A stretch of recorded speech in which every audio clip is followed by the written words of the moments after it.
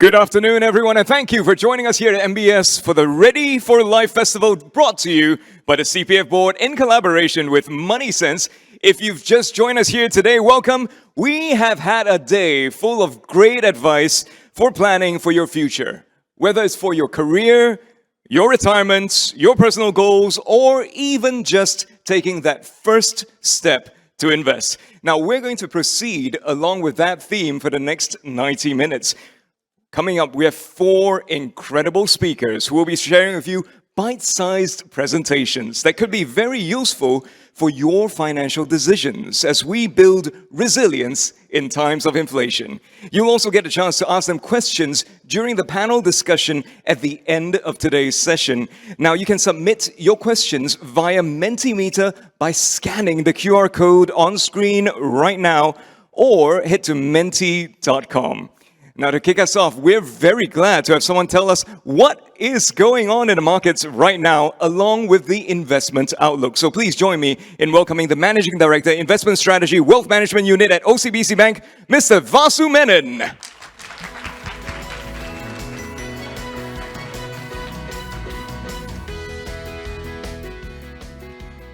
Very good afternoon, everyone.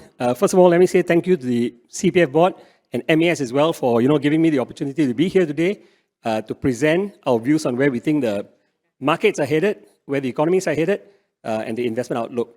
And also thank you to all of you for taking the time, precious time this afternoon to be here, to give us an opportunity to share. So let me dive straight into my presentation because it's a very short one. I've been told I've got 15 minutes. I've got a lot of slides, but I'll try and keep it very short, okay? So the very first slide, this is good news. Right? The first half of this year was fantastic, or at least the first 7 months of this year was fantastic. Markets were all in black. Global equities up 17.7%. US equities were the star performer, 20%, but largely driven by tech stocks. And what drove this performance? I think bond yields came down. There was a lot of complacency in the market. Everybody thought the Federal Reserve was going to cut interest rates. And that helped technology stocks, helped the market. And you see this picture of black. But if you look at the next slide, in the last couple of months, August, September, you see a sea of red. Everything came down very sharply. In fact, in the last few days, they've been coming down even further, right? And what contributed to this? Largely bond yields. US 10-year bond yields have shot up. I think the realization has come into investors' heads that inflation is going to be sticky, interest rates are going to be higher for longer, and we could finally see a recession in the next 6 to 12 months. The recession, as you know, this is one of the most highly anticipated recessions. It's not happened, but I think it's slowly dawning on people that inflation is going to be sticky, interest rates could be higher for longer, bond yields could actually hit even higher from where they are right now, and eventually all this could, result in a recession in perhaps 2024. And I think if you look at year-to-date performance of the markets, I showed you the first 7 months, the last 2 months, and then year-to-date, not so bad. Equity markets are up 9.6%, but if you invested 2 months ago, obviously you'd be down quite sharply. So things changed quite significantly in the last couple of months. I think what you're more interested in is what the outlook is like, not so much how the markets have done. And if you see, what I've done here is I'm going to characterize the markets, how I see the markets. I would say it's really a tug of war. What's happening is a tug of war between the headwinds and the tailwinds. And of course, you've got a longer list of headwinds compared to tailwinds. On the headwind side, you've got concerns about inflation. You've got concerns about interest rates. You've got concerns about oil prices. You've got the strong US dollar that's creating problems for us here in Asia. You've got China's economic problems, its property market, its economy. You've got recession fears that are slowly starting to set in to markets. You've got the potential for corporate earnings downgrades in the coming quarters. And of course, you've got geopolitical worries. Of course, the latest being the problems between Serbia and Kosovo, right, in Europe. We could end up with another European war aside from the Ukrainian war. And of course, the tensions between US, China, and, the tensions happening in the South China Sea. And of course, on the tailwind side, you've got reopening. Economies have reopened, but everybody is still feeling good. You still see restaurants full, people are traveling. So it's still a good feeling. There's still a lot of pent-up demand. Nobody is pulling back just yet. And the labor market is very strong. You don't see blood on the streets. You don't see unemployment. You don't see people losing their jobs. So, you need that for a big recession to set in, and we're not seeing that just yet. So people are quite happy. They're being employed, wages, and so on and so forth. So let me just go on to first talk about one of the key concerns that the markets have, which is, are we going to see a US recession? I'm going to focus on the US recession because the US is a key driver of the global economies and global markets. And I'm going to present a few charts here, and I'll go through these charts quite quickly. These charts give you an idea of what the markets are saying about whether there's going to be a recession or not. And this number one is a survey done by Bloomberg in September among economists, global economists, to ask them whether we will see a recession in the US, whether it's going to be a hard landing, recession, or soft landing. And essentially, nearly 70% of the economists, actually 73% to be precise, see a downturn in the US economy taking place in the next 12 months, right? But so far, there are no signs of it. The US economy is doing very well. Third quarter economic growth numbers in the US are probably going to be quite strong. It will be out on the 26th of October. But the question is, what happens after that, the fourth quarter, and so on and so forth, right? So economists are saying you're going to see a recession in the US in the next 12 months. Of course, if the US sees a recession, we will also feel the pain. Now, if you look at this chart, this tells you, this actually is a poll among economists to ask them for the probability of a recession. Again, conducted by Bloomberg. These are the contributors to Bloomberg. And it shows you that economists actually see a more than, or rather a 60% probability of a US recession in the next 12 months, right? Which is quite similar to the survey Bloomberg conducted in September. Now, if you look at this chart, this is the New York Federal Reserve's chart that tells you the probability of recession in the next 12 months. Again, this chart tells you that, there is going to be a recession in the US in the next 12 months. And the probability is actually probably higher than what you've seen any time in history. This is what the chart is telling you. It's not what I'm telling you, but this is what a publicly available chart is telling you. Now, if you look at the US yield curve, that means the spread between the US 2-year yield and the US 10-year yield, again, what you see is an inverted yield curve. In other words, the 2-year yield exceeds the 10-year yield, and historically, when that happens, it usually precedes a recession.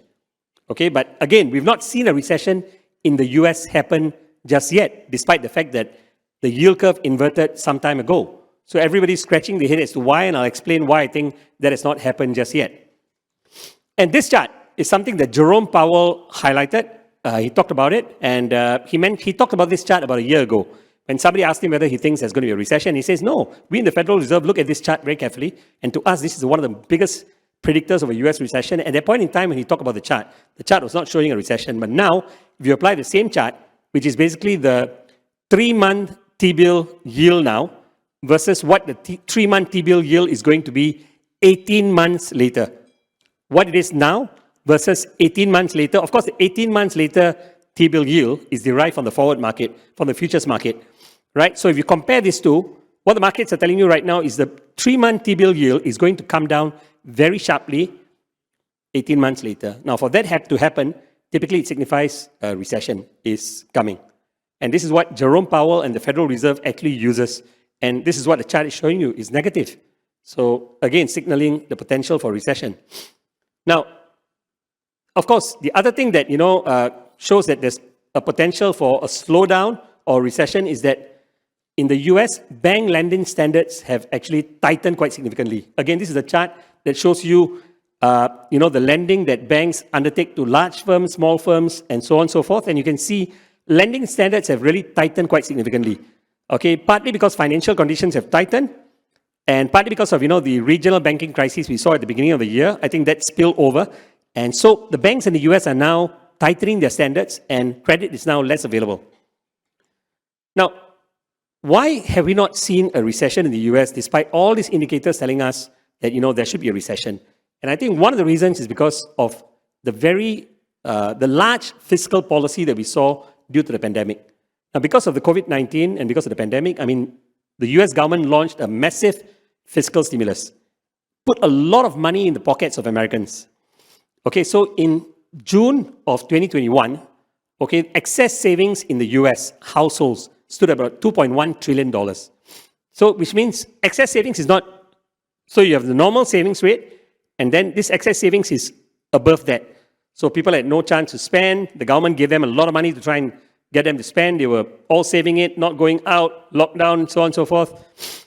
So when the doors opened, they had so much money to spend, and they were initially spending it, and they have been spending for the last couple of years. And guess what? Now, according to the San Francisco Federal Reserve, that amount of savings has come down to $190 billion as of June 2023. And by the end of September, that money should have been, the excess savings should have more or less vanished, disappeared. So this excess savings has translated to consumer spending and has helped the US economy to stay afloat despite all the Federal Reserve's massive interest rate increases that we saw in the last 1.5 years. The Fed has increased interest rates by 11 times, by 5.25%, and the Fed fund rate is now at a 21-year high. It should have resulted in a recession historically, but it's not, because fiscal policy in the US has transferred a lot of money, pandemic transfers, we call it, and now that transfers are largely gone. So without the transfers, the economy may not now start feeling the heat, all right, from all the tightening that has taken place. So, as I said, pandemic transfers have weakened. So they have weakened the linkage between US monetary policy and the economic slowdown, but now that they're gone, that linkage could start playing out. Now, the thing is that, earnings forecasts, analysts are actually quite optimistic. They have actually been upgrading earnings. And, so if there's really going to be a recession in the next 6 to 12 months, then analysts are going to be caught off guard because everybody's quite positive, bullish. Now, and analysts are caught off guard and earnings, result coming below expectations, then the markets could react. So will inflation continue to head lower? So recession is one issue. The other issue is inflation. Will it continue to head lower? It's been coming down. It's been coming down, as you can see from this chart. I use this chart. There are various inflation measures in the US, but I use this chart called the Core PC Index, or the Core Personal Consumption Expenditure Index, which is what the Federal Reserve uses to measure inflation, right? And you can see it's come down, but it is still high compared to the Fed's 2% target. So the latest rating is 3.9%, or to be precise, 3.876420%, but 3.9%. But it's still above the Fed's 2% target, right? So it's coming down, but it has not come down enough for the Fed to say, I'm going to pivot to, cutting interest rates or loosening monetary policy. And, I think US bond yields have been rising. Why have US bond yields been rising? One reason is because I think the bond markets are saying that inflation is still a problem. Inflation is still a problem. We don't think we can take our eyes off inflation yet. It's still a problem. It may re-accelerate. Maybe that's what the bond markets are saying, and which is why bond yields are heading higher. Of course, the other reasons why bond yields are heading higher is because Japan, basically allowed its yields, the bond yields for the 10-year bonds to actually fluctuate in a wider range, and that it's effectively tighter monetary policy from Japan. It caused bond yields in the US to go up because what happens in Japan also has an implication on US bonds.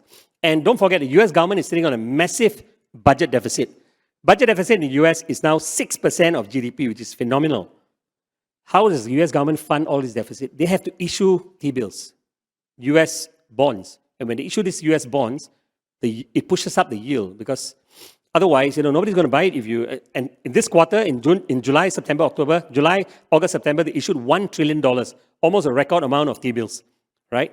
So inflation, record issuance of T-bills, and what's happening in Japan in terms of tighter monetary policy or pseudo-tighter monetary policy is translating to higher bond yields. And there are even experts out there in the market, renowned experts, people that have a good reputation. They're forecasting that the yields will hit towards the 5% level, the 10-year bond yields.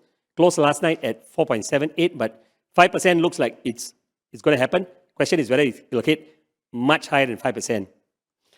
But, to me, this is something that nobody has really talked about, the re-steepening of the inverted yield curve. So the yield curve is inverted, but now what's happening is the yield curve inversion has steepened quite significantly. So at the maximum point of inversion is 108 basis points. Now the yield curve differential is only effectively yesterday is about 26 basis points, although this chart was done a few days ago. So this has only happened, I think, in the last 20 years, 3 times in US history.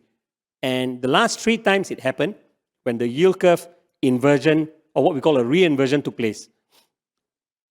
It was not the best piece of news because what happened soon after was a recession and a sharp fall in equity markets.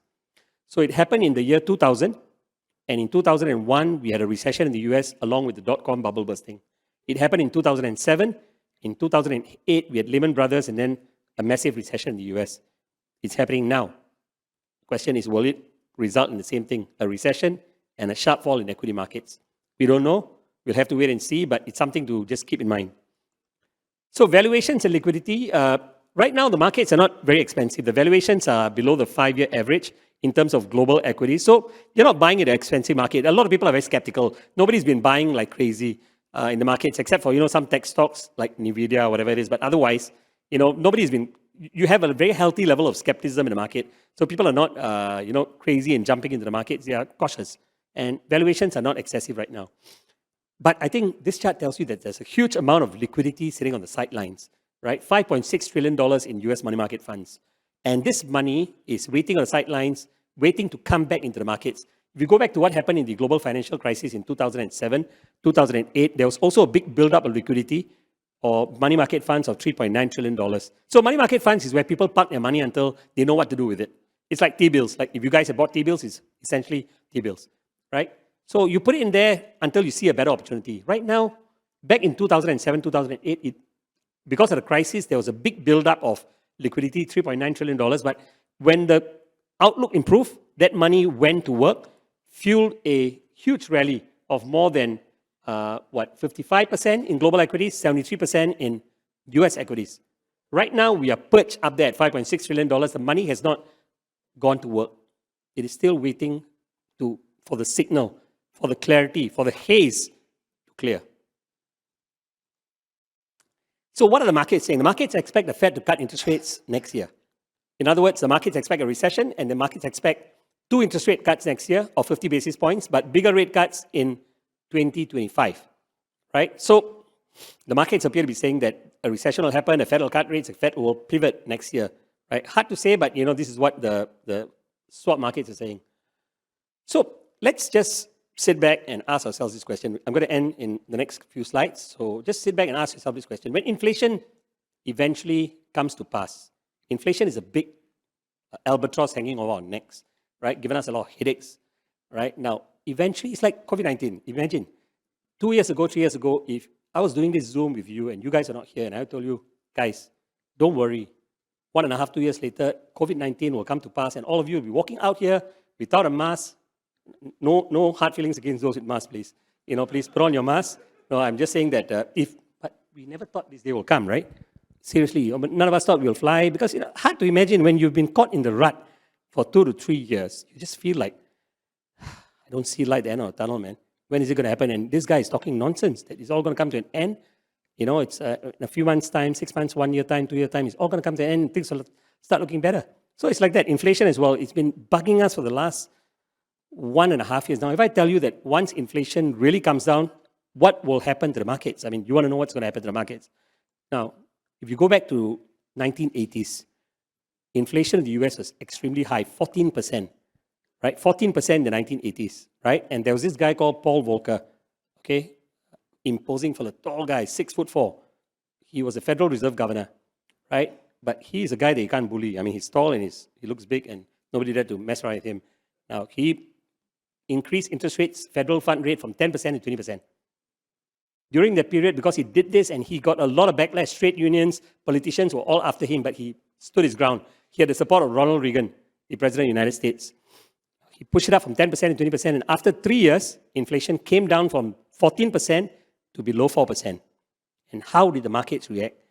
Look at what happened to the S&P 500. When he was pushing up rates dramatically and fighting inflation, the S&P 500 fell 27% over a 3-year period. But once he won the battle against inflation, the market staged a huge rally of more than 200% that lasted 4 to 5 years. So in other words, that $5.6 trillion I told you about earlier, that's sitting on the sidelines, will come into play once inflation comes to pass. It will come to pass in time, right? So you need to have but you need to have patience. It's not going to happen in the next 3 months, 6 months. It might happen in 2024, second half, or maybe 2025. But when it happens, the rebound is going to be quite strong. So with that, my summary slide, the markets will remain volatile. because of all these uncertainties we talked about, at least in the short term, inflation, interest rates, recession, and all that, But the good news is that the valuations are not expensive. Interest rates could start falling in 2024 if we see a recession. And that is going to be good news for equities and bonds. But as I said, probably 1 or 2 rate cuts next year. The big ones will happen in 2025. So we still think that, it's very hard to time the markets. And it's important to stay invested. From the standpoint, especially of retirement planning, you can't look in the next 6 months, 1 year to when you plan for retirement. You really got to take a longer term view. This market is not a trader's market. This market is the market where you want to buy and buy very carefully, selectively, slowly, but be patient. So those are the good risk appetite. You must have the risk appetite, I think, for especially equities. And my colleague will cover equities and bonds. But if you have the risk appetite and the patience, and you're able to selectively buy, I think once inflation is behind us, like COVID-19 is behind us, and once the stock market removes its mask, then you'll see a breath of fresh air coming to the markets, and you'll see potentially a nice rally. So with that, I thank you, and I wish you the very best.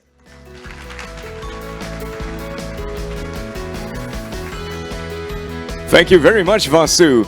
Wonderful insights from him as always. And here's a reminder again, if you have questions for Mr. Vasu Menon, please do scan that QR code because we will be posing your questions to our speakers later on during the panel discussion at the end of the session. Now, next up, so after hearing from Mr. Vasu Menon, you want to invest, but you're not sure how much to put in and where to put it, especially when the world seems like it's in a perpetual state of crisis. So to help us build a resilient portfolio, we have the Head of Insurance and Financial Planning, Southeast Asia at HSBC Global Private Banking and Wealth. Please welcome on stage, Ms. Roseline Fong.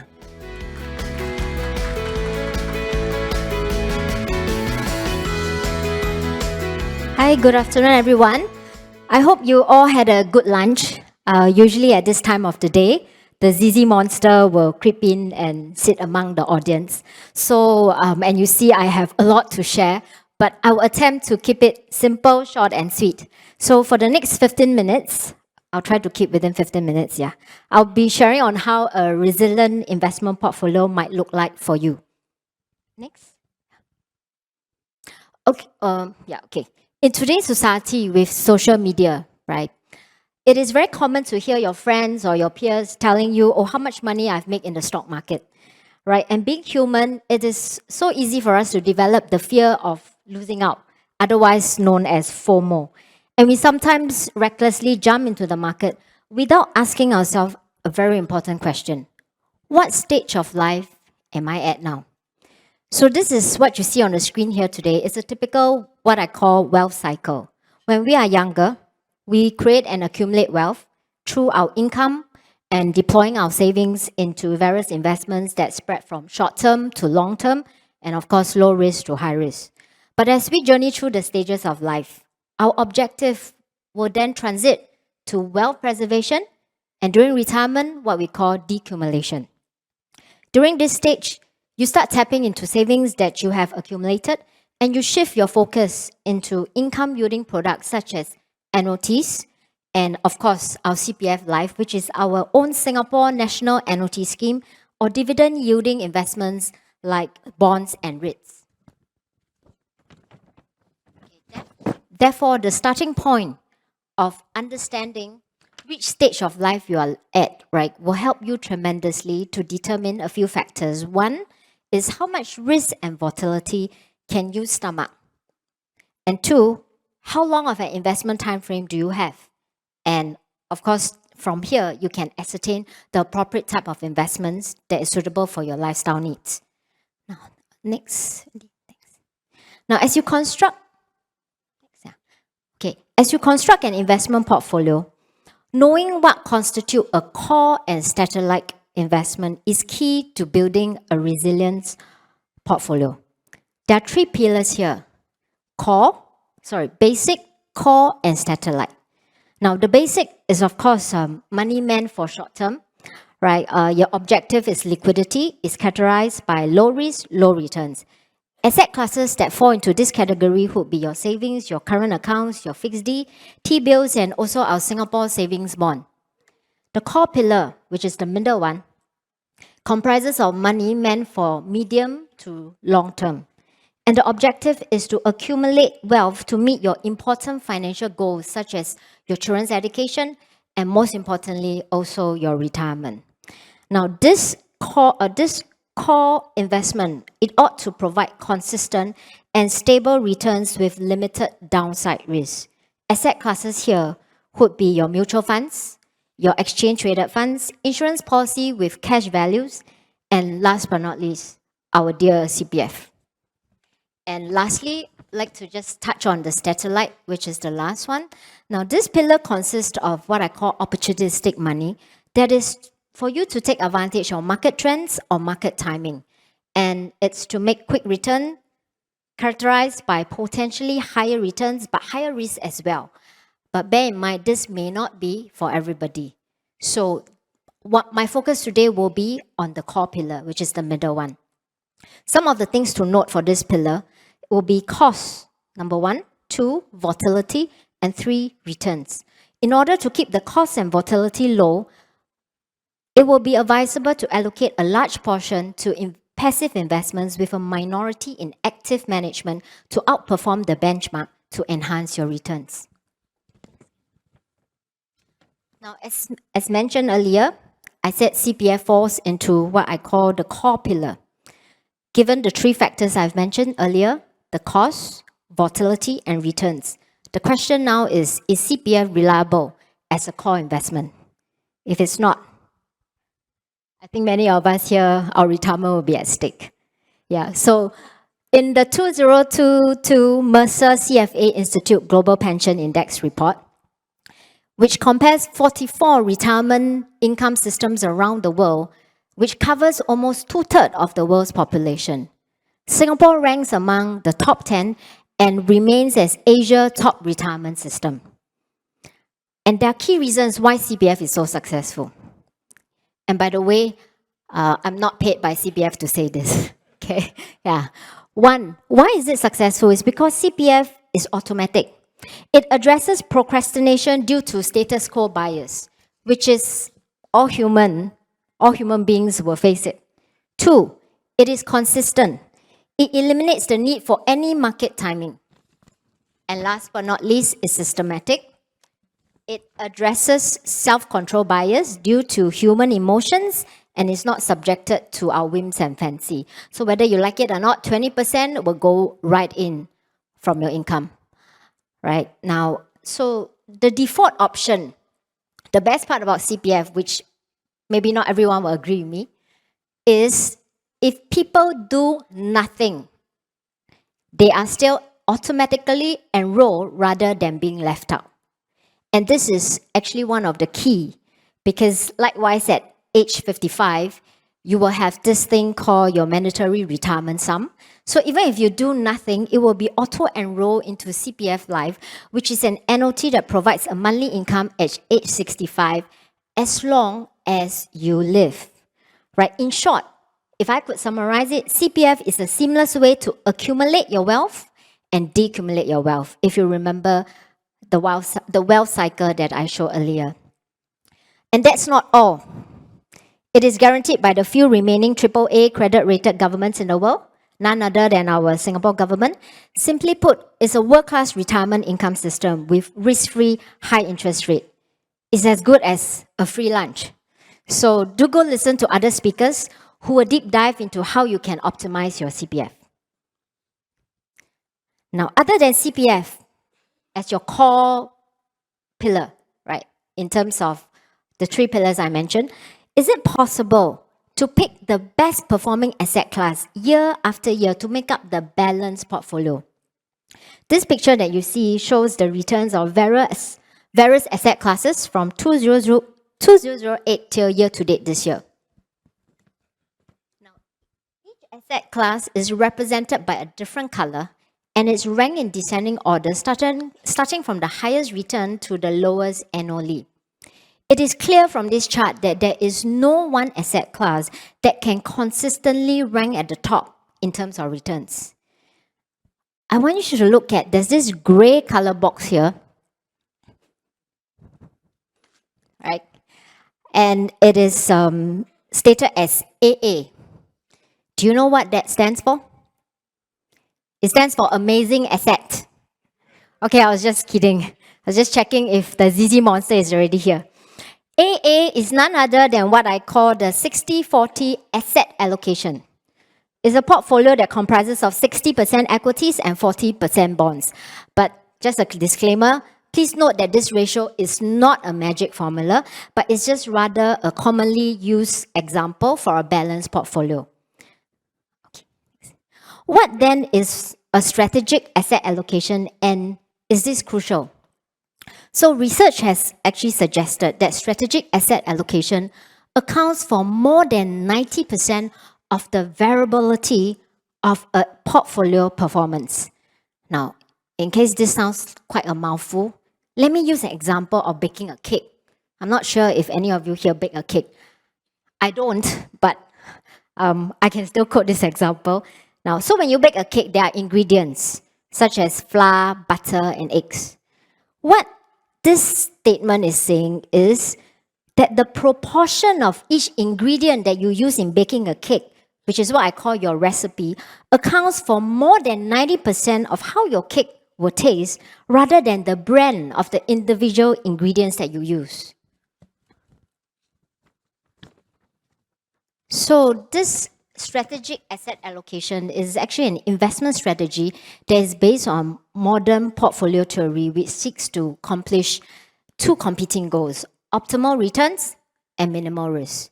So based on your risk tolerance and investment objectives and time horizon, you determine the percentage to be invested in different asset classes. So likewise, to my cake example, depending on your diet or your preference, you could reduce the sugar if you are diabetic or decrease the butter if you prefer a fluffier cake.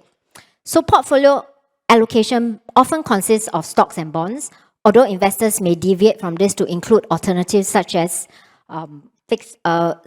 your real estate, gold, commodities, etc. After all, diversification is key. So, okay, I'm looking at the timer. Okay, so is there a best portfolio? Now, this chart, okay, reflects the maximum and minimum calendar returns, along with the average annualized returns from 1901 to 2021 for various asset allocations rebalanced annually. So each bar here is a different asset allocation. So, you have different proportions of equities and different proportions of bonds for each portfolio. Now, everyone loves a higher return. Who wouldn't? But the trade-off would be more volatility in your portfolio. As I mentioned earlier, 60-40 is commonly used, but there is no one-size-fits-all. What would then be the consideration? Would be one, age. In general, the younger you are, the higher your risk withstanding capacity. And as one gets older, your ability to combat the storms of the stock market reduces. But this is only true to a certain extent. Why? Because this is also highly determined by how much time you have in the market to meet your desired financial need. You may be in your 30s looking to invest for a new home in 10 years' time versus someone in the 40s planning for retirement in 20 years' time. The one in the 40s can afford to take on more risk simply because he has a longer time horizon and he can afford a higher allocation to equities to ride out the fluctuations. But that's not all. What about your risk tolerance, which is related to your need, your ability, and your willingness to take risks? Now, this risk tolerance is what I call a softer dimension because it is by nature more personal rather than formulaic. Now, just because abstract portfolio theory says a 30-year-old should be aggressive in the market doesn't mean that somebody in that age will feel comfortable doing so. So at the end of the day, it's about customizing a portfolio to your needs. And you can also consider other asset classes with less correlation to stocks and bonds, for example, real estate, commodities, gold, etc., to reduce the overall risk. Now, so what's next? What's next after you have set your asset allocation? Now, this chart shows the difference between a portfolio that's never balanced versus one that is rebalanced quarterly. If you see the yellow line, it doesn't mean that the returns are higher. It's referring to the volatility that is straying away from your original asset allocation. So as the investments that make up your portfolio change in value, basically what it's saying is your portfolio will drift away from your original chosen asset allocation. So for example, maybe your original plan was to invest 60% in stocks, 40% in bonds. But the stocks you have purchased gain in value and your bonds, let's say, lose value. Your allocation may have drifted to 70% stocks now and 30% bonds. And this might add significant risk, which may not align to your timeline nor your risk tolerance.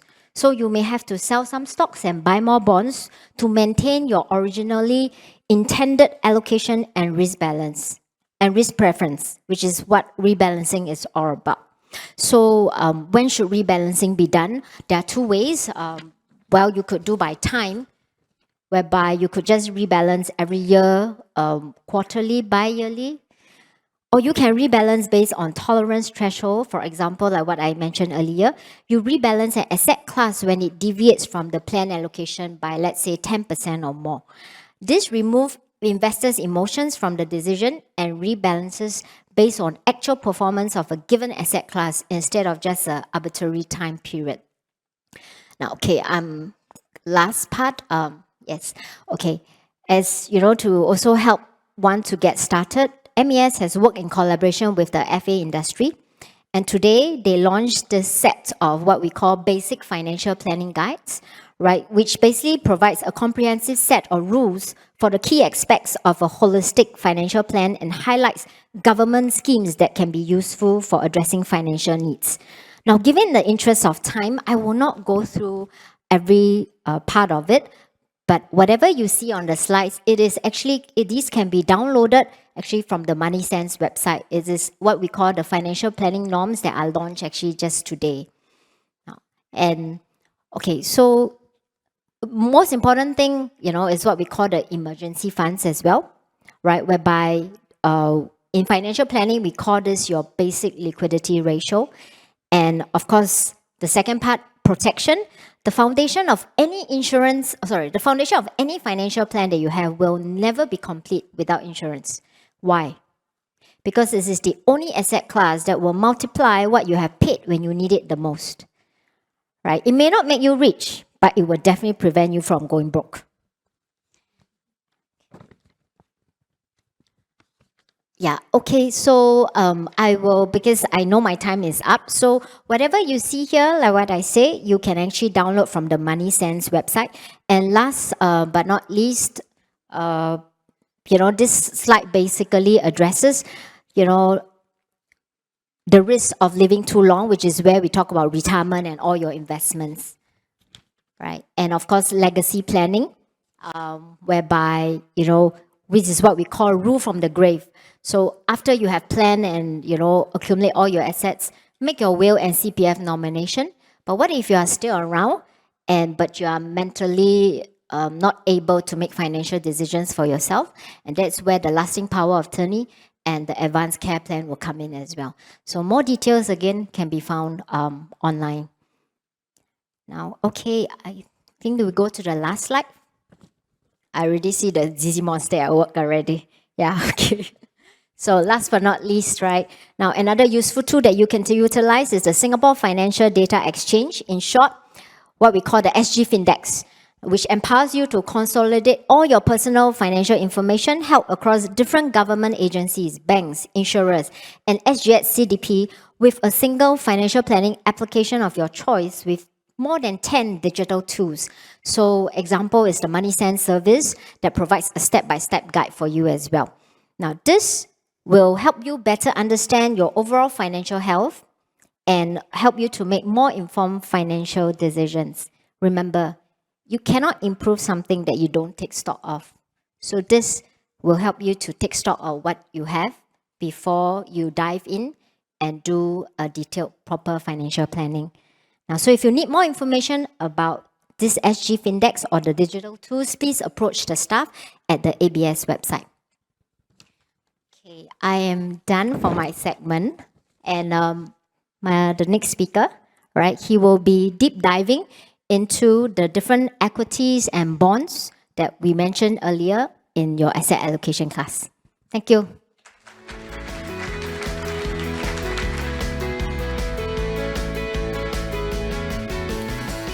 Thank you very much, Roseline.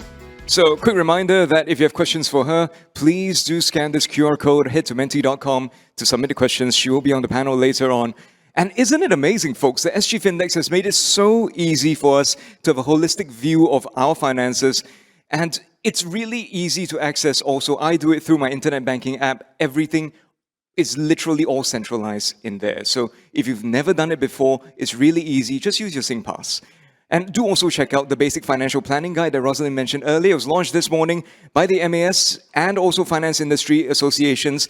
You can check it out on the MoneySense website at go.gov.sg/financial planning guide. It contains 4 simple steps we can take on saving, insuring, investing, and legacy planning. Now, folks, we've been dealing with sky-high inflation for a couple of years now, as Vasu said earlier, and it is not fun seeing prices going up, up, and up. So, with inflation looking like it's here to stay for a while more, how can we position ourselves to hedge against it? To help us answer that question, we're very glad to have the Chief Investment Officer from Maybank Group Wealth Management. Please welcome on stage, Mr. Eddy Low.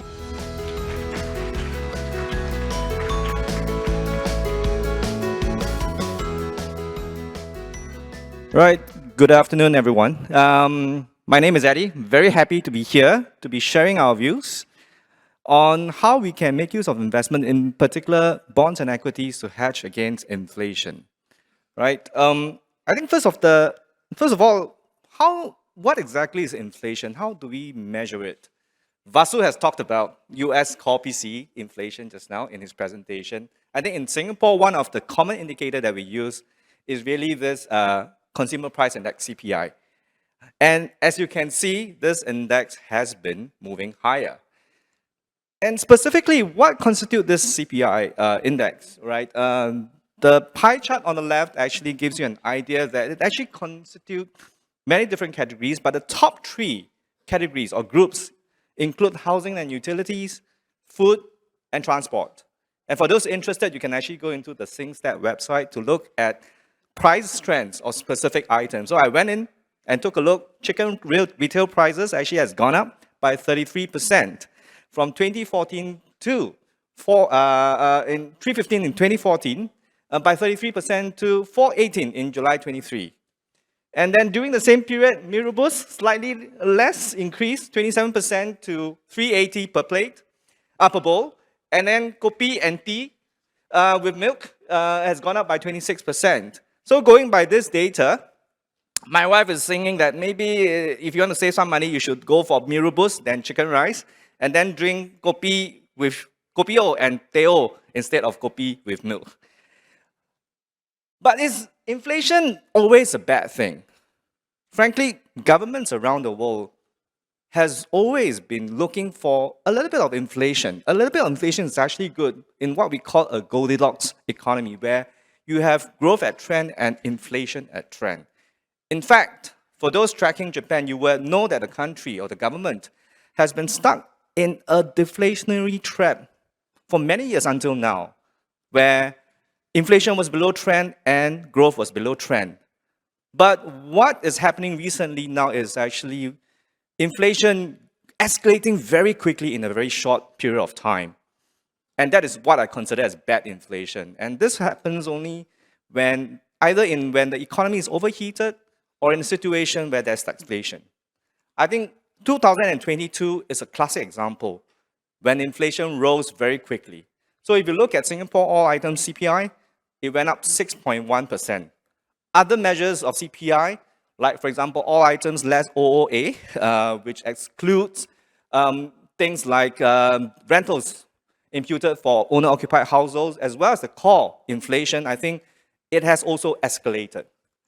So what this means is that the fast escalating inflation forces central banks to hike their policy rates very, very quickly. So if you look at this chart here, the Fed effective rate, I think that's the light blue line, has gone up very, very quickly in 2022 to 4%, and now today it's actually more than 5%, right? To combat inflation. Likewise in Singapore, Singapore interest rate represented by the 3-month T-bill rates have also gone up very, very quickly in response to the surging inflation. And because of this very rapidly rising inflation, as well as interest rates, it affected markets. Both bonds and equities were mostly affected in 2022. If you look at this chart here, US CPI, Singapore CPI rose up very quickly. Global equities and global bonds were down almost 20% in 2022. The Singapore bond market also was down to a lesser magnitude. However, there were exceptions. For example, the Singapore STI actually was up 8.4%, partly because it's deemed as a value market. I'll talk a little bit about that later on. Right? But I think it's also important to note that what we have seen last year was really the fact that we had inflation escalating in a very short period of time. But if you take a long view on a longer term period, over a longer term period, global bonds and equities have actually, in fact, historically out or delivered higher than inflation returns. For example, in 2010 to 2019, over a period of 10 years, global equities has actually outpaced the average inflation in the US, as you can see from this chart here. Similarly, global bonds have done the same, although to a lesser magnitude versus global equities. And we see a similar pattern also in Singapore, where Singapore equities actually outperformed the Singapore average in inflation over the period of 10 years from 2010 to 2019. And likewise for Singapore bonds, it's also outpaced inflation, although to a lesser magnitude versus equities. So I think that the data highlights the potential actually of using equities and bonds to hedge against inflation.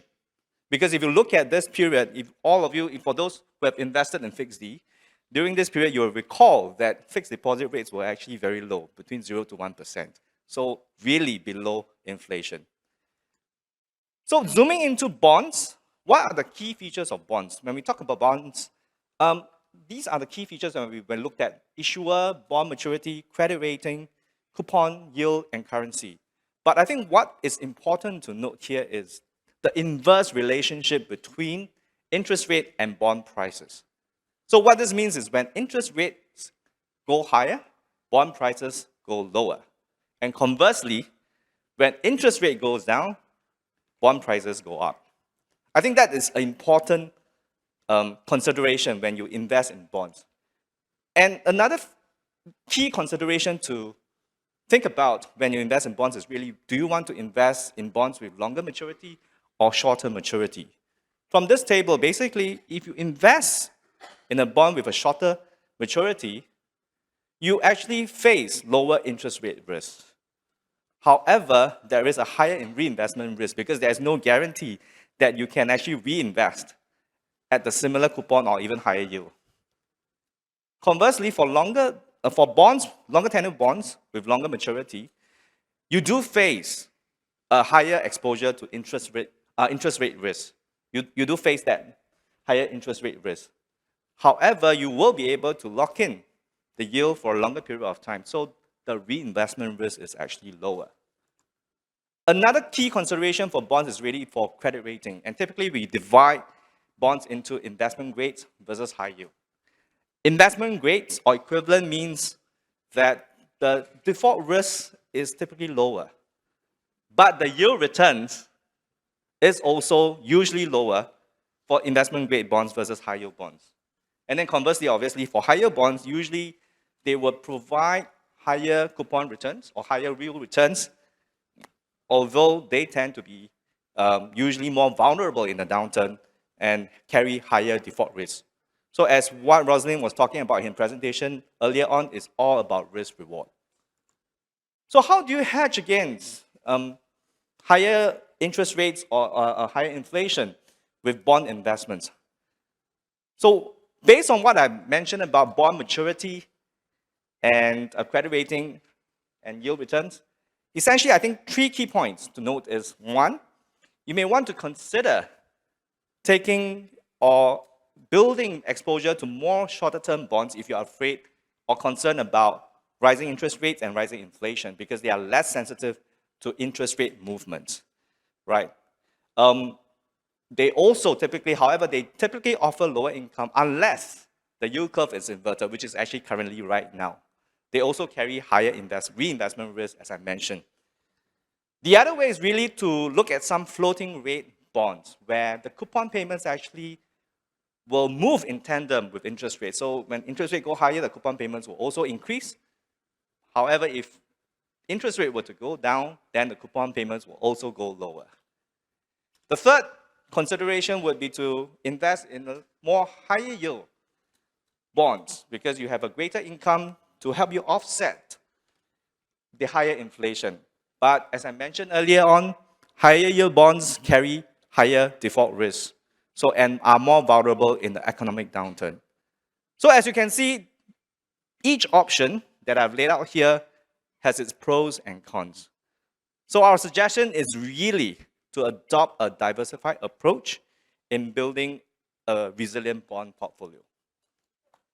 Now, as for equities, some of the key characteristics when we think about equities investments include, on the fundamental front, the economy, whether the company is growing its earnings, the valuation, whether the PE is cheap, whether the stock is paying reasonable dividends, as well as events risk, whether the company or the business is exposed to political risk like elections, or even geopolitical tensions like war. Right? And amidst higher inflation, potential areas of resilience include companies with pricing power. Investors typically look for businesses or companies with pricing power because these companies tend to have strong brands, strong technology that can differentiate themselves from competitors. So in times of rising inflation, they can pass on their higher costs to their customers to maintain their profitability. The other category of stocks that investors typically look at are dividend-yielding stocks, because there is this, especially for companies who can actually offer steady dividend income, I think that could also help to offer some protection against inflation. In addition, during times of very rapidly increasing inflation, what I consider as bad inflation, investors have also looked at commodity plays as well as value stocks. Let me elaborate a little bit later in this slide. If you look at 2022, the bar chart on the left, you could see that, I mentioned earlier on that global equities were down by quite a fair bit, but you can see that energy stocks was the only one that really registered positive returns. Why? Because in 2022, we had the Russia-Ukraine war, right, which led to higher oil prices because of fears of oil supply disruption. So I think that is actually one area where investors focus on and help to hedge against that inflation or commodity price inflation risk, right? However, if you take a longer term view, between 2010 to 2019, actually energy stock was the worst performing sector, right? In fact, technology stock was actually a better performing sector during that longer term period. So it does suggest that in short term or heightened inflation, energy stocks could do well, but over the long term, it may not do so. Similarly, for value stocks actually outperformed in 2022 versus growth, but it did not do so over a longer term period between 2010 to 2021, right? So, last question that I wanted to ask is, for Singapore REITs, I think that is actually very close to many investors in Singapore. Are they really a good inflation hedge? So I think I laid out this chart to give some ideas. If you look at the returns, total returns in 2010 to 2019, Singapore REITs actually delivered a total returns of about 11%, constituting about 4% price returns, as well as about 6.6% of dividend returns. So it actually outpaced inflation.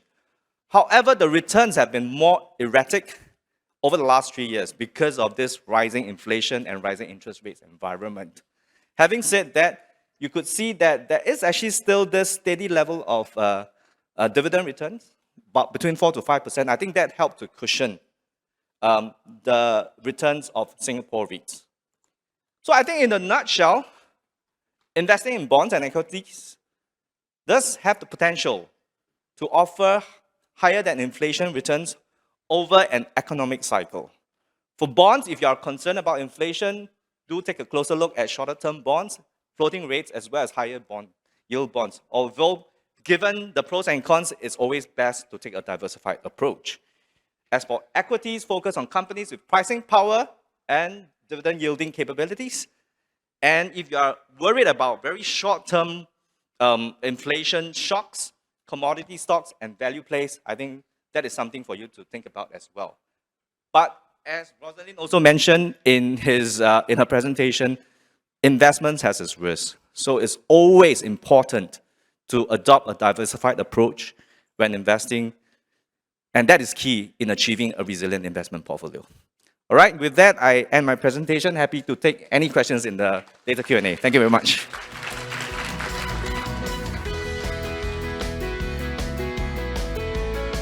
Thank you very much to Mr. Eddy Low. Now, if you've got questions, he's the man you want to ask about treasury bills, all the T-bills and Singapore savings bonds. You've got questions about that, you definitely want to ask him. Scan the QR code, ask him on Menti. We have one more speaker before our panel discussion because, folks, the whole point of investing is to use your money to make more money.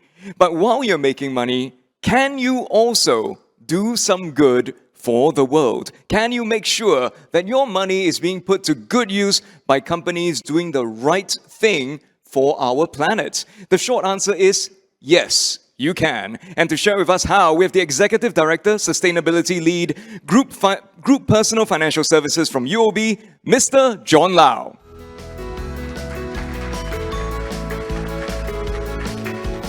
A very good afternoon, ladies and gentlemen. It's a big pleasure to be here.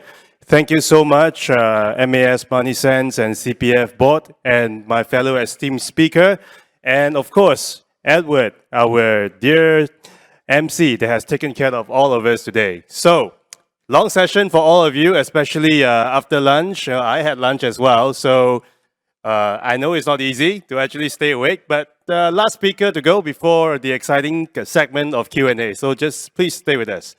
As a financial practitioner for 20 years, I've been dabbling myself into wealth and capital markets for most part of career. And when people ask me about what is sustainable investment, I start to think about it. Actually, yeah, it's just like, my day job right now, right? Beyond helping customers with wealth management and financial planning, by offering the right solution, advisory, as well as services, we've actually integrated the elements of environmental, social, and governance into our daily work.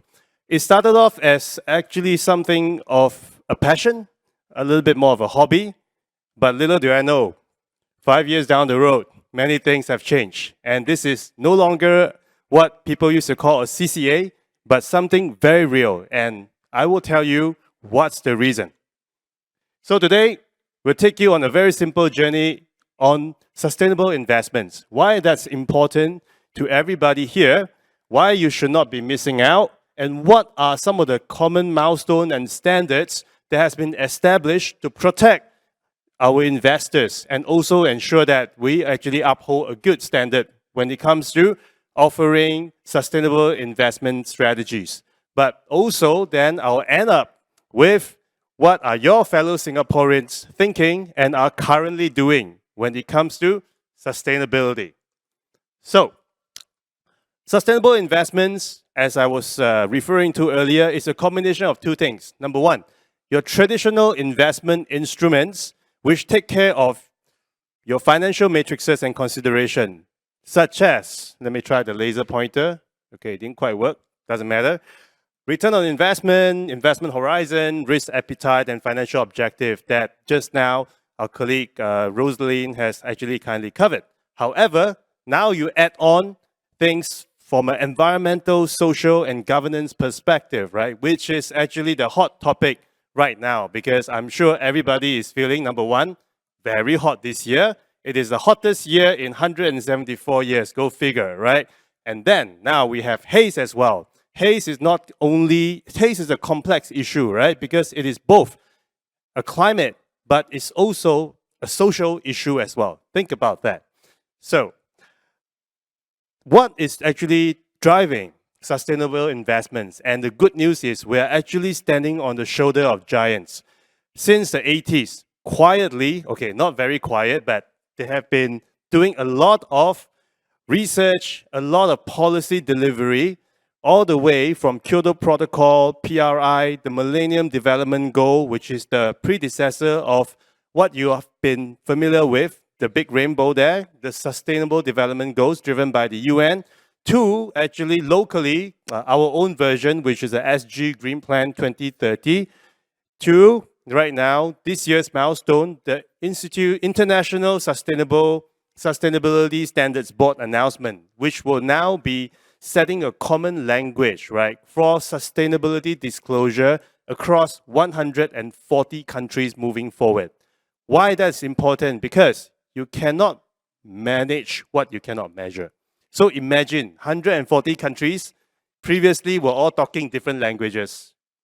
I think it's actually quite hard for anyone to comprehend, correct? Especially if you are an analyst sitting in New York trying to understand what's actually happening in all these different countries. But now, we bring everything together, make sure that everybody speaks one language. In this case, maybe AKA English, right? But that's in the sustainability word, so that we can then really look at, oh, this company is operating in Canada versus that company that's operating in Cambodia and China. They are all using the same standards. That is how important this particular milestone is. And talking about fear of missing out, sustainable investment is actually a mega trend today.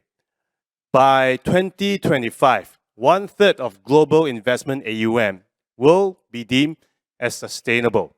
So, whether willingly or unwillingly, knowingly or unknowingly, every $3 that you invest is going, $1 is going to be sustainable. So I thank you in advance first, because I believe everybody is here because you're all investors. Now, because of that, in the next 10 years, we think, number one, every company will now have to establish a climate strategy. Why? Because that would be driven by what I just told you, the ISSB standards, which is actually international requirement for a company to show their report card. You cannot hide anymore. You must actually stand out there and tell people, okay, this is what I'm doing as a company, and this is how my performance is. And more importantly, what are the plan and strategies that will impact my daily business operation? And then what kind of investments am I going to make? I.e., upgrading my factory, retrofitting my facility, right? These are the things that the entrepreneur of today and tomorrow will need to consider, and this will actually materially impact their ability to raise funds. Why? Because many financial institutions right now are actually being watched.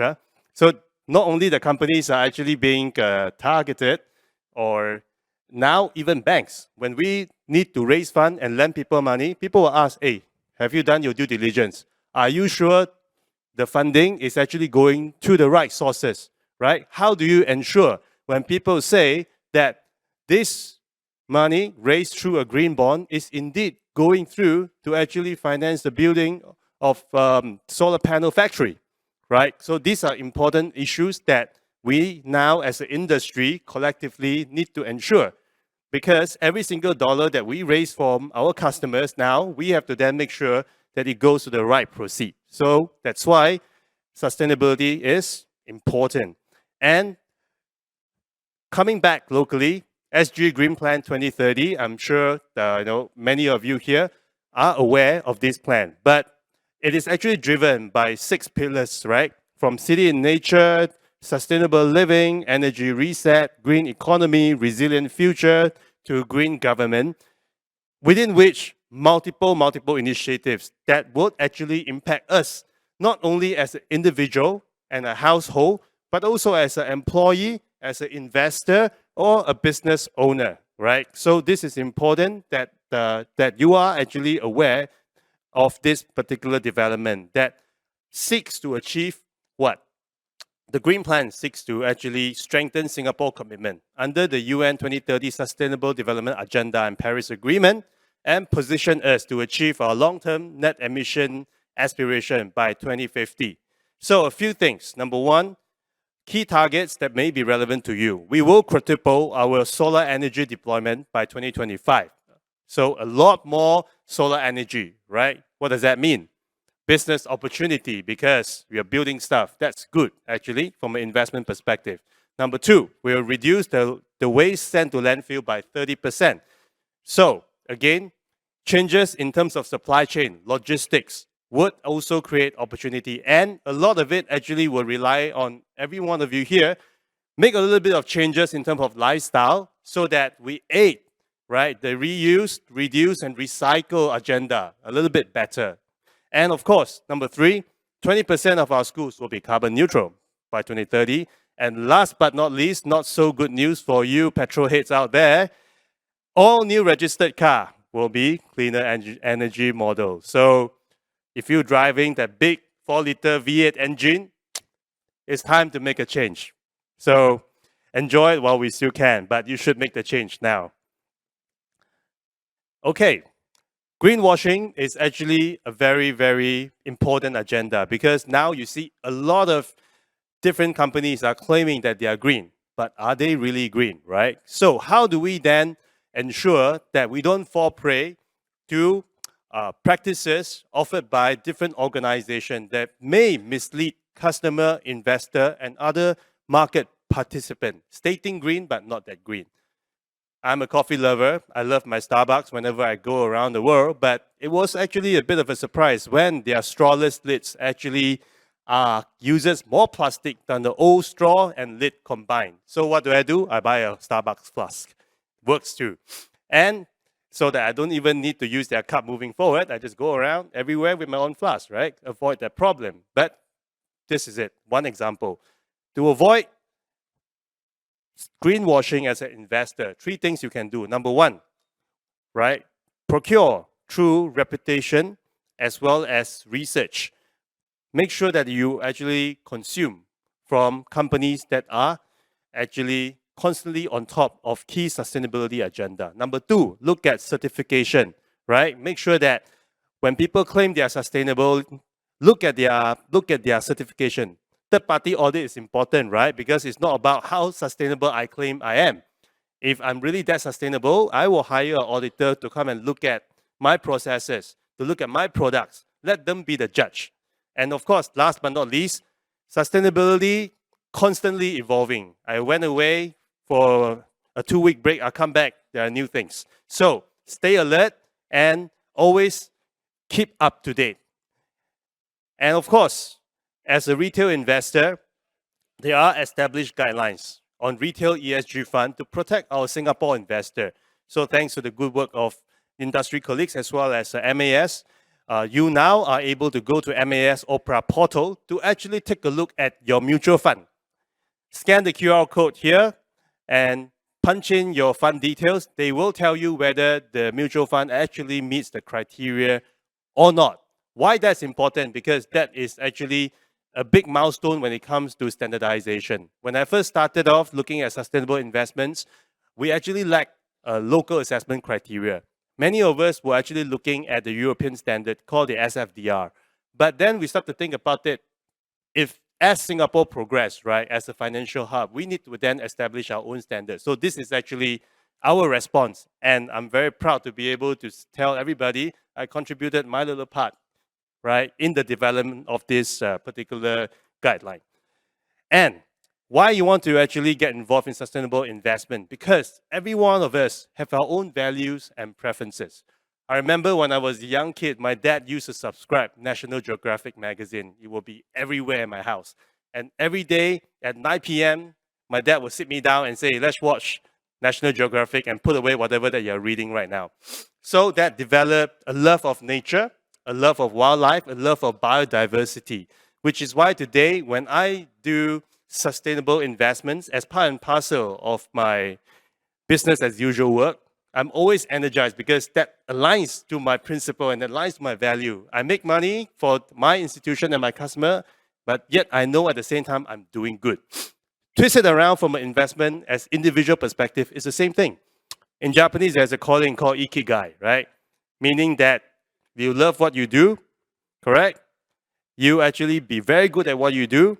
The world needs what you do, and hopefully you get rewarded for what you do. And sustainable investment is just like that.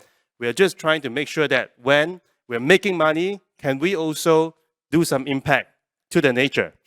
So, sustainable investment strategy, 3 ways you can go in. Number 1, ESG integration is about integrating sustainability factors into our assessment criteria when it comes to selecting an investment solution. Number 2, thematic. Look for a topic that is very close to your heart, right? Climate action, biodiversity, right? Social equality, different things. Actually, you are able to find access. And number 3, impact investing, right? So this is really about using various forms of investment instruments to make a positive impact that is aligning to the 17 UN Sustainable Development Goals. And how do you access into this? You can do it through unit trusts, bonds, exchange-traded funds, real estate investment trusts, and even insurance-linked products. Today, sustainability is no longer exclusive. It is actually a mainstream. So with that, I want to close off with our latest ASEAN Consumer Sentiment Survey, right, commissioned by UOB. Sustainability highlights. What are your fellow Singaporeans thinking? Number 1, 60% of us will consider sustainable investments. Number 2, 9 out of 10 Singapore consumer actually feels that financial institutions should offer more sustainable investment solution. And number 3, more than 85% of Singaporeans think that sustainable investment enables them to achieve financial return and do good for the environment and society. So a parting thought, have you invested? If yes, great. If not, you should start tomorrow, because if you're worried about inflation, you need to start to look at sustainable investment, because that is going to be here to stay. With that, thank you very much. Thank you very much, John. Please remain on stage. We'd like to welcome back all speakers back on stage for the panel discussion now. Also, if you'd like to ask them questions, please do submit them through Mentimeter. We know that a lot of you have submitted the questions already. We really appreciate it. Thank you so much. And we'll try to get through as many as we can in the next 20 minutes' time. All right, please have a seat. Grab your microphones. Vasu, I'm going to start with you. Actually, this is for all our panelists. It's a simple question. Because we're here, this event is organized by the CPF board. So, Vasu, if it's risk-free, why don't we just put all our money in CPF?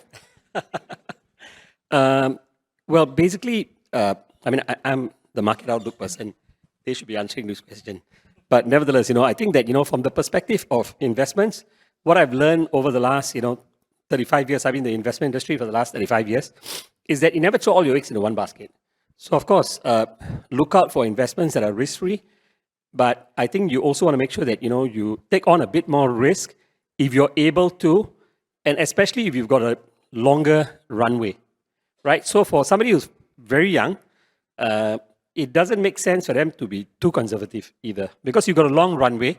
Basically the asset that you have is that you've got a long runway. So take advantage of it.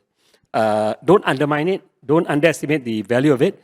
And if you've got a long runway, you can afford to ride out volatility, you can afford to ride out risk. And so take on a bit more risk when you're younger and you have the risk appetite. But I think it boils down to eventually the individual. You must be somebody who can take on risk and be able to sleep at night. If you have butterflies in your stomach after investing in something, then it's hard, So I give an example. Like when I was in 2002, I had a client who wanted to talk to me, and I advised the client, perhaps put some money into India. And so the client did put some money into India. He said, look, I've got the risk appetite and everything else, so don't worry. I want to take on risk. So I told him, put some money into India. So put some money into the Indian stock market. And then what happened was the Pakistani militants attacked the Indian parliament.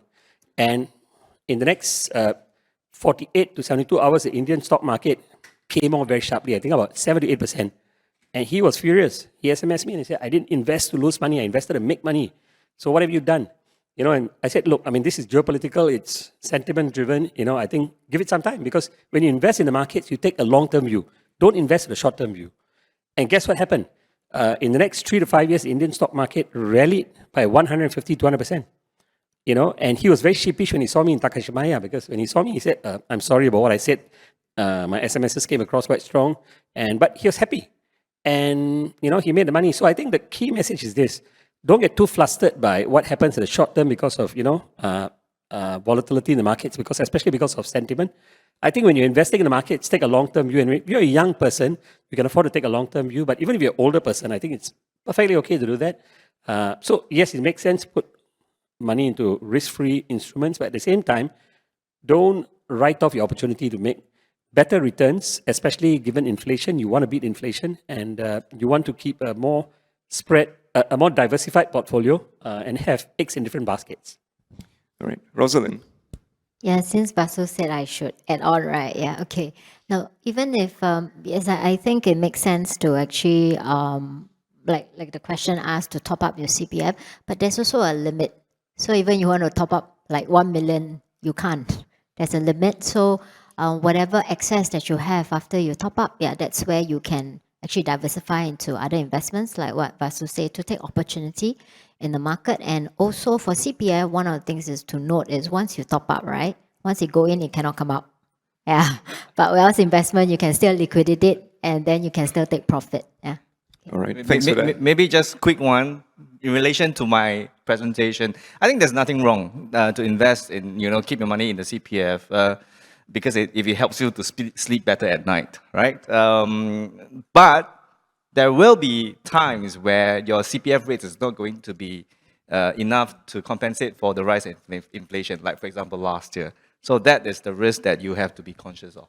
Yeah, when inflation outpaces your CPF returns, what's going to happen there? John, do you want to add anything on this one for the CPF question? Yeah, I think we talk about long term, right? And I think the CPF has actually done a good job protecting the savings of Singaporeans, right? And I would say that across the world, from a sustainability perspective, in fact, the growth were predominantly driven by actually sovereign wealth fund and pension funds across the world, right? As the first wave.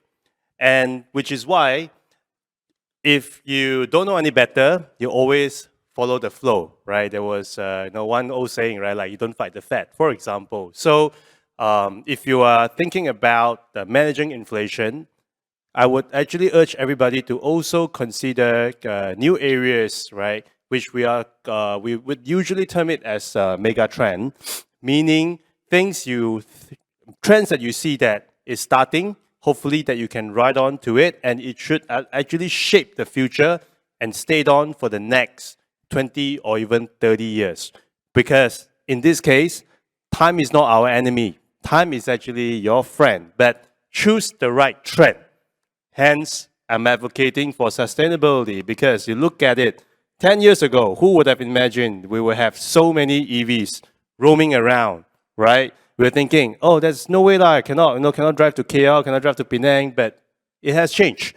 Look at how US has implemented it. Look at how China now, the #1 solar panel producer in the world, 60% global market share, if my memory serves me right, and their technology is now world #1. They have surpassed Germany. So, Megatrend, take a look at what you think the big boys are doing, follow it. That should work. And they do it the cheapest too, China. They make the best solar panels for the cheapest, at the cheapest rate. Their margins are amazing. So thanks for that, John. I'm going to try to get through as many of your questions as possible. Thank you for submitting them. So I'm going to invite the speakers, one or two of you, to answer each one. We'll start with AI, because it's been something that people have been talking about non-stop this year. So when it comes to investments, okay, how can you use AI tools to invest, but also to plan for retirement? Do any of you have any insights on that? Actually, can I start? John, go ahead, please. That's not scripted, by the way. I'm not supposed to talk about this. Anyway, we use AI for great many things today. In fact, a lot of times when I need a frame, I will check with my best friend, which is ChatGPT first. What it can give you is actually a very, very good concept and framing. However, the human intelligence and experience, to me, is still critical.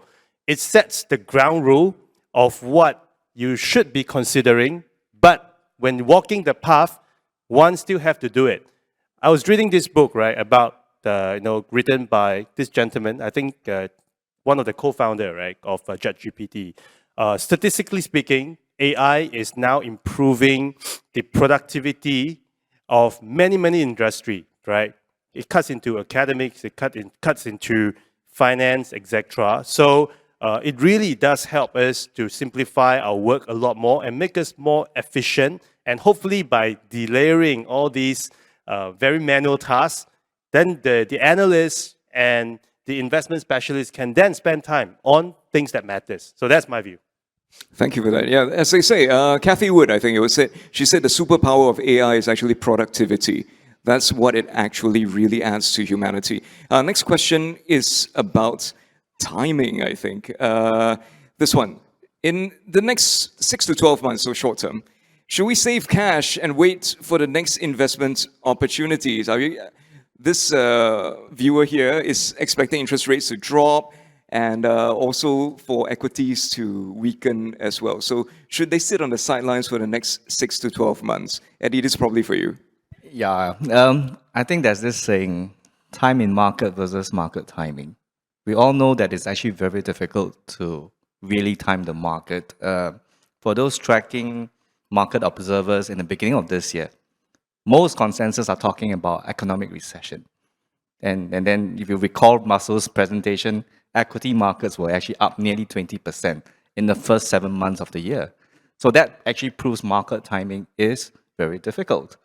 So I think on our front, we do advocate, you can try to time the market, but on a very tactical satellite basis. I think it's important to really ensure there is time in market, especially for your core portfolio, as what Roseline has suggested.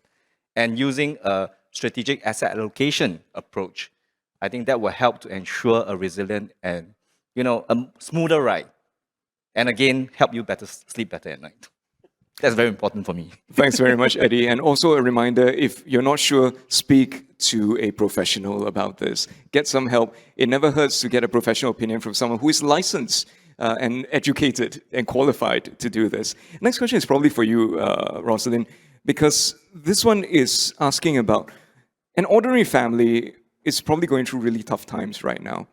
All right, prices are rising, the wage probably isn't keeping up. So what should they do if they're the head of a family? What steps should they be taking right now, Roseline, to deal with these difficult situations up ahead? Okay.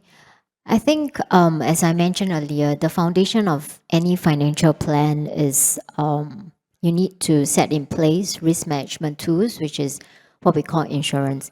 And just now when I showed the financial planning norms, right, is about using term insurance. So term insurance basically will help you to meet your need at the least cost. Okay, so this is what I call the basic. Yeah, once you take care of your basic, your foundation, then because this question seems very generic, but the other thing is after you have taken care of this, given that if you're already very stretched, then instead of investing into satellite investments, right, which some of our experts here are talking about, you may just want to focus on your core.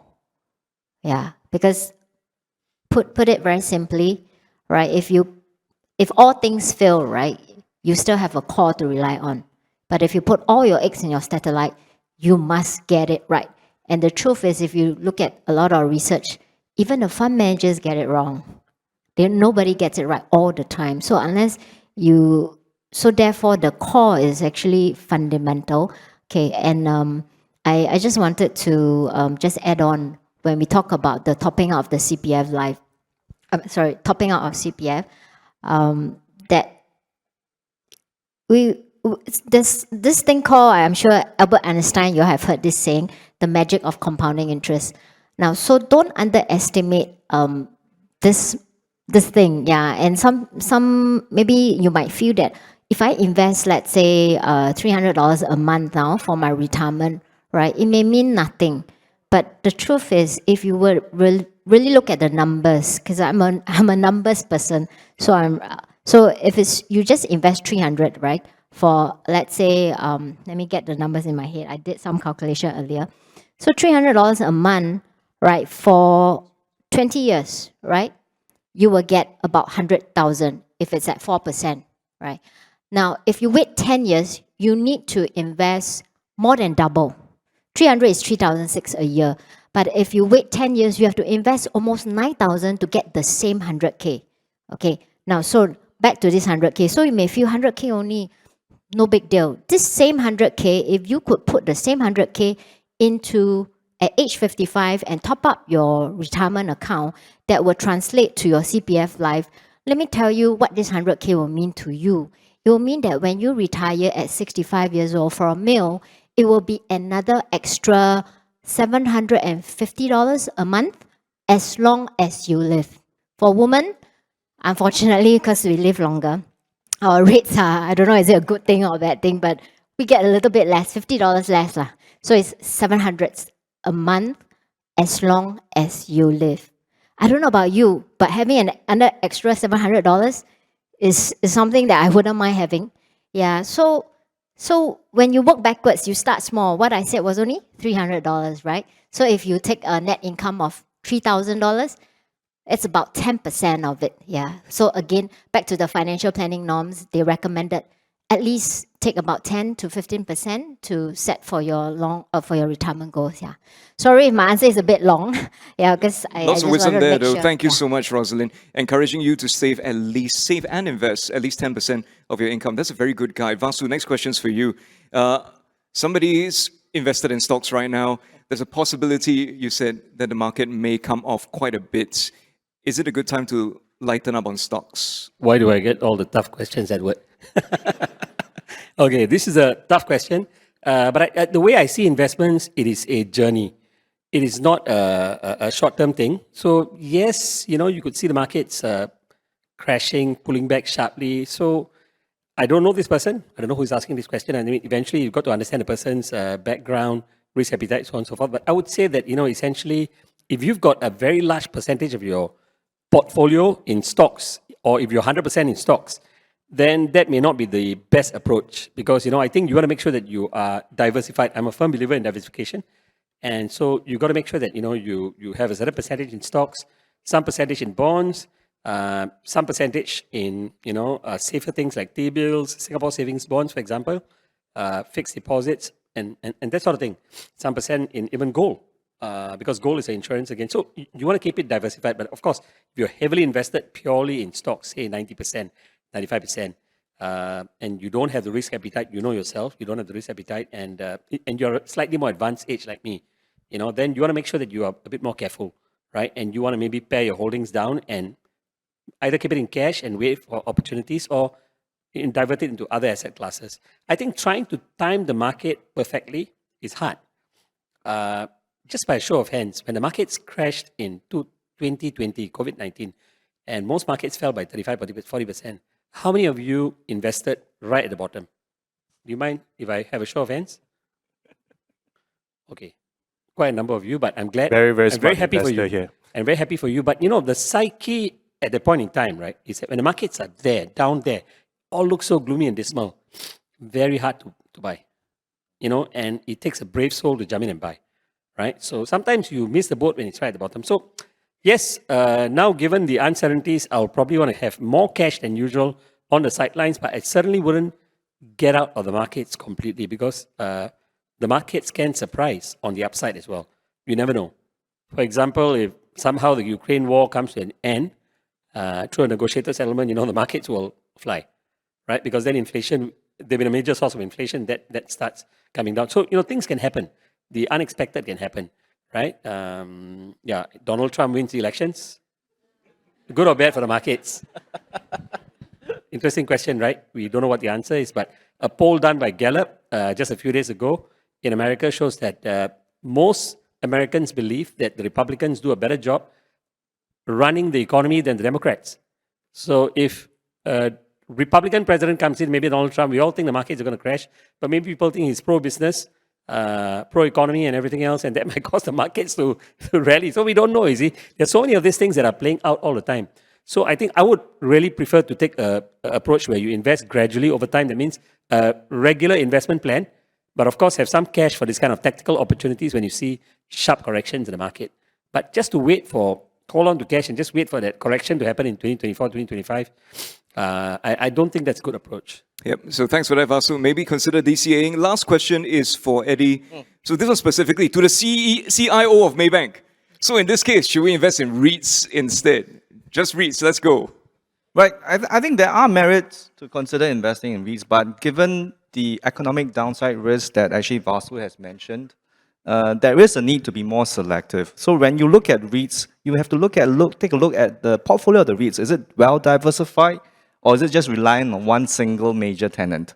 Obviously, the more well diversified you are, then the more resilient your income is.